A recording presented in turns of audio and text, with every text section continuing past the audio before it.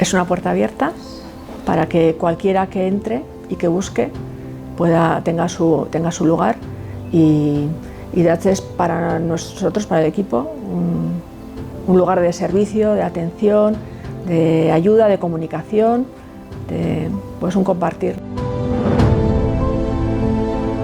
Ezagutza tresna da, aisialdia ere bada, liburua da, zuk ezagutu, zure kontutik ezagutu ez dezakezun mundu hori ezagutzeko aukera. Errezatzeko liburuak, pixkat testigantzak ere, bai txikientzako, bai zientzako, testigantzak, liburu horiek garrantzia badaukate.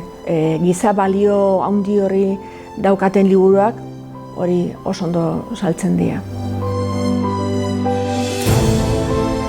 Nik bi aukeratu ditut. Alde batetik, nik aukeratuet, oraintxe atera dan CDaren doktrinaren ikastorioak idatzitako Dignitas Infinita, oso interesgarria da, liburuzka txikia da, eta pertsona dinaren buruz hitz egiten duena.